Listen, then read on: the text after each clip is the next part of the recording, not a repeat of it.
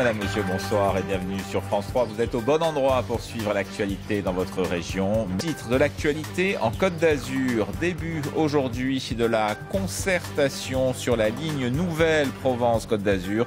Et déjà, les élus se divisent sur le choix du lieu d'implantation d'une gare à l'ouest du département. Du lait 2029, si tout va bien, devrait être l'année de la mise en service de la première tranche de la ligne nouvelle Provence-Côte d'Azur. Ce matin a débuté le lancement de la concertation publique, une concertation qui va s'étaler sur plusieurs mois. Bernard Persia, Frédéric Tissot. La ligne nouvelle Provence-Côte d'Azur n'est autre que l'évolution du premier projet de ligne à grande vitesse qui, faute de consensus, a dû être redéfini. Ce nouveau projet de 7 milliards d'euros, entériné par le gouvernement en 2013, a donc fixé deux priorités. La première a pour but de désengorger les nœuds marseillais et azuréens avant 2030. Dans une région qui compte désormais 3 des 10 plus grandes agglomérations françaises, la seule ligne ferroviaire existante, qui date de 1860, n'est plus adaptée.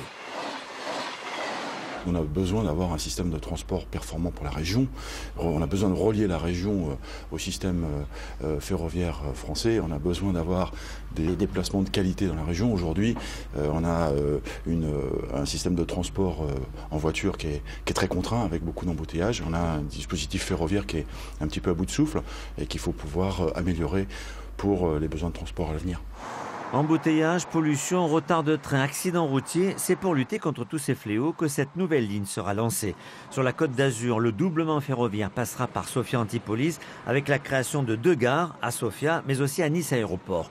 Plus que la vitesse, objet de la deuxième priorité à horizon 2050, c'est la qualité de circulation que la SNCF veut privilégier avec 2 fois plus de TER en circulation pour faire face notamment aux besoins croissants de mobilité. La concertation publique est donc lancée pour entendre tour à tour élus, associations et populations jusqu'au 30 novembre prochain. Pour l'heure, rien n'est figé. En attendant la déclaration d'utilité publique prévue en 2019, les premiers travaux devraient débuter en 2022. Et dans ce reportage, Bernard Persia a parlé de la création de 2 nouvelles gares, l'une face à l'aéroport, celle-ci ne pose pas de problème, et une autre dans le secteur de Sofia Antipolis. Et voilà que les élus s'opposent déjà sur son implantation, avec d'un côté la ville de Mougins, de l'autre Valbonne et Antibes. Nathalie Jourdan, Pierre-Olivier Casabianca. 7h30, gare routière de Sofia Antipolis. C'est l'heure de pointe. Cannes, Antibes, Nice, les bus affluent de tout le département. À leur bord, des usagers qui verraient d'un bon œil la création d'une gare SNCF dans le Technopôle. Si c'est bien desservi, ouais, je serais d'accord. Mais effectivement, là, je prends 3 transports. Je prends le tramway, le bus et la navette. Donc je prends 1h30 le matin, 1h30 le soir pour aller chez moi. Quand il n'y a pas de bouchon. Exactement, quand tout se passe bien. Parce que tous les matins, c'est le même serpentin.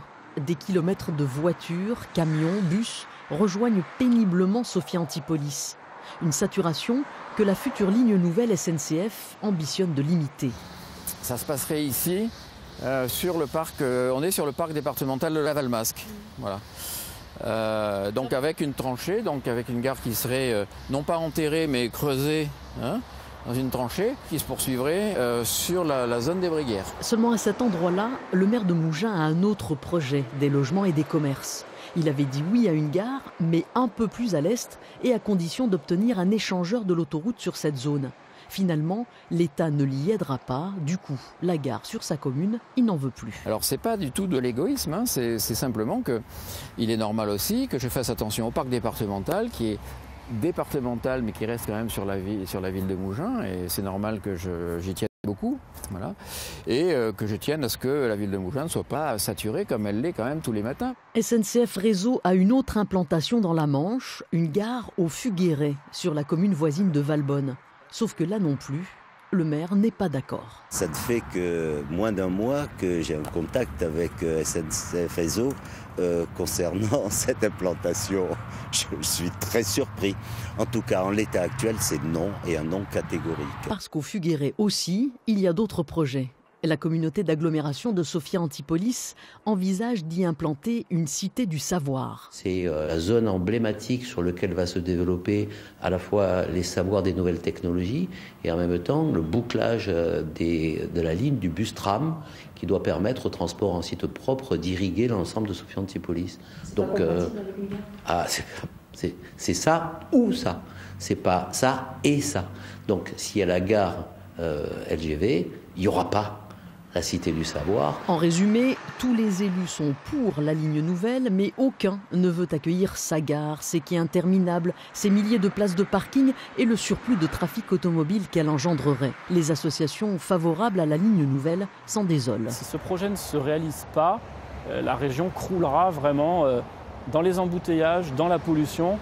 Et il faut vraiment que les gens se mobilisent pour qu'il y ait quelque chose qui se fasse et quelque chose de bien. La gare de l'ouest des Alpes-Maritimes verra le jour au mieux en 2030. Mougins ou Valbonne, Bréguières ou Fuguéré, la concertation publique qui démarre permettra aux populations de donner leur avis.